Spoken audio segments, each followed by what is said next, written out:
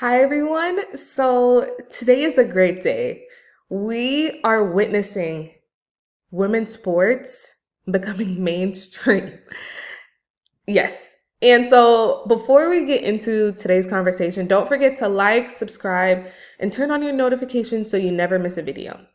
So, ESPN recently tweeted that the women's NCAA Final Four games broke viewership records, including drawing a larger audience on their streaming service ESPN Plus than the men's games.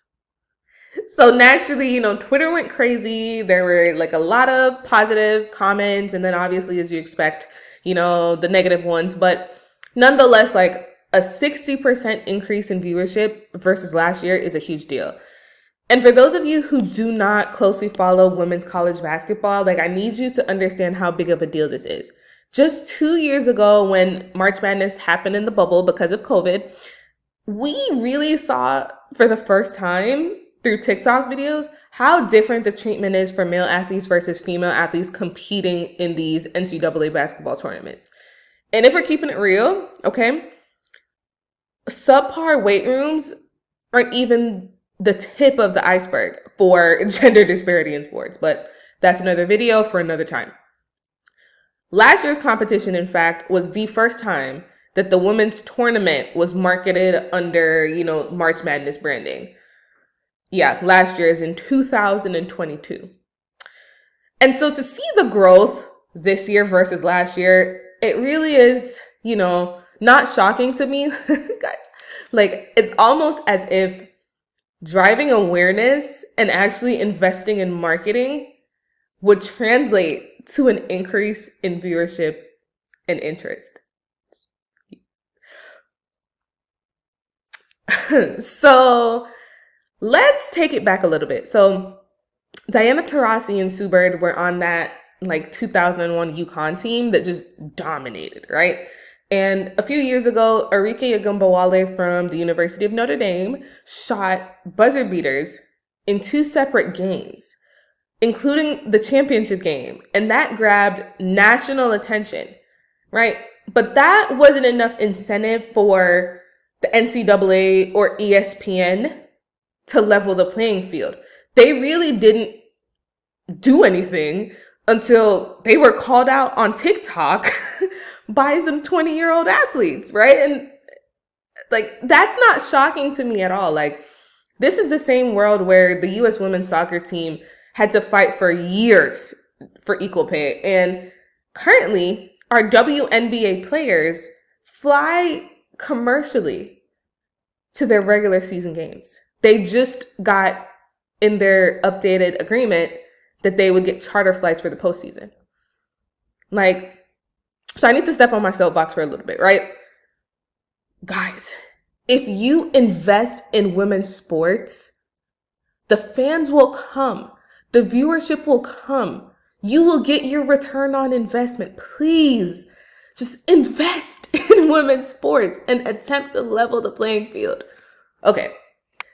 So now that I've finished preaching, I have to give a huge shout out to the Bayou Barbie herself, Angel Reese. If you guys don't know her yet, you definitely will soon. She actually just received a $1.3 million NIL valuation from On3 Sports. And since the conclusion of March Madness, her social media following has grown exponentially, even surpassing some of her male counterparts. So shout out to her. Angel, you're killing it, girl. So for those of you who don't really know her backstory, she started her college career at Maryland and transferred to LSU after her sophomore year. So she's only been there for a year. She's definitely been a change maker on Kim Mulkey's team. And she actually, has the NCAA record for double doubles and was also named MVP when LSU won the championship game a few weeks ago. But why I want to talk about her is that Reese embodies what it means to be a modern student athlete. She has over 1.6 million followers on Instagram, 1.7 million on TikTok, and she also has that star power that would just make her a dream for every brand. And she is not the only female athlete who has been able to use TikTok to create these viral videos. This is very commonplace, especially in sports that people might not watch as much, like gymnastics. And it has helped to just get a new set of eyes on women's sports apart from like the diehard fans. And I personally think that every sport needs a relatable star. Like, look at Serena Williams for tennis, or Kobe Bryant in basketball, and Usain Bolt for track, right?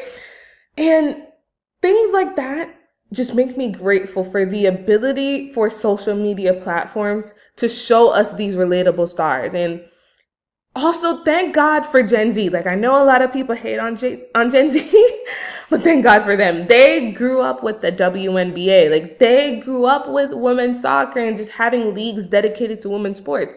And they are the ones who will continue to show up, will continue to tune in, and they will force the ESPNs of this world to actually do the right thing and air women's sports and support women's sports. And stars like Angel Reese have just, I love her. She has ensured that the college basketball to WNBA viewership pipeline will be strong. And that is remarkable to see. It's remarkable to see the evolution of women's sports and the growth of women's sports. So drop your thoughts below, comment, let me know. Do you agree with me that Gen Z is the savior for women's sports?